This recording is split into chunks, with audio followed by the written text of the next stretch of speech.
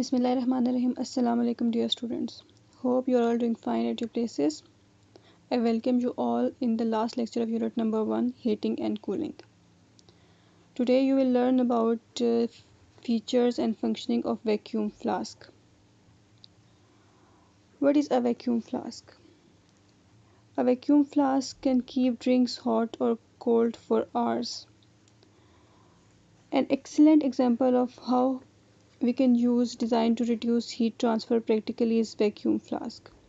The principle of a thermos is that it prevents the heat transfer. As you know, conduction, convection, and radiation are the three processes by which heat transfer from one place to another. The vacuum flask was designed and invented by the Scottish scientist Sir James Dewar in 1892. The Thermos Company was the first to mass produce vacuum flask for everyday use.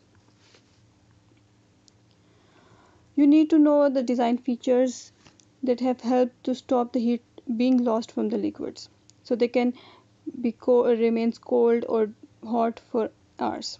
First of all, have a look at the diagram. First of all, plastic stopper.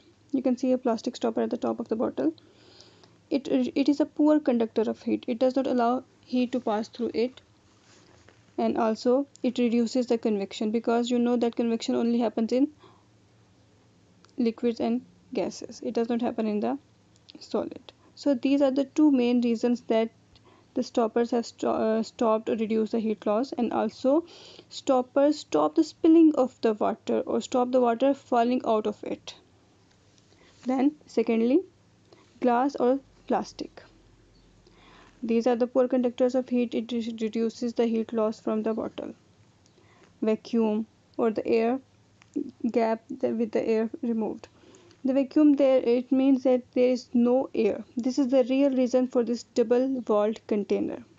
It means that there is no conduction of heat, so the heat cannot be lost, and there is also no convection, because the two means of heat transfer requires materials in between them. But here we have lost the air, we have removed the air from the bottle. Then comes silver lining. The silvered surfaces reduce heat transfer by the radiation. Remember that light colored or the shiny surfaces are the poor emitters of heat, and they are the good reflectors because they can keep the heat radiation in. Now come to the next topic. As you have learned in the unit that kinetic theory for the way particles behave during melting, evaporation, condensing. Now let's have a look when we heated crushed ice, what will happen.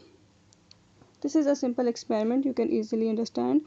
The ice is gently warmed until it melts. The heat is then turned up until the water begins to boil. The temperature is taken every 30 seconds from start to finish.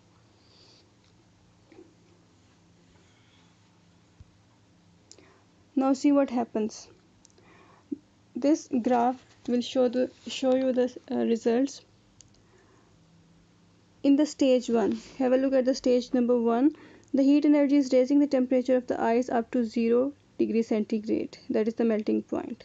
Then when there is a rise in the temperature, when we apply heat to the ice, the heat energy is being used to allow water molecules to break free from their fixed positions in the ice. The solid is now turning into liquid. Then have a look at the stage 3. The heat energy is raising the temperature of the water up to 100 degrees centigrade, that is the boiling point of the water. At this point, water is boiled completely. The ice is turned into the liquid now. Here there is no temperature rise at the stage number 4, because the heat energy is being used to allow water molecules to break free completely. Now they are completely changed into gas. Did you know? Not all the substances melt at the same temperature. Some substances melt at low temperature and some substances melt at the higher temperature. Cellol phenyl salicylate is a sweet smelling chemical that is used in making soaps. Solid cellulose melts at around 41 degrees centigrade. Thank you all.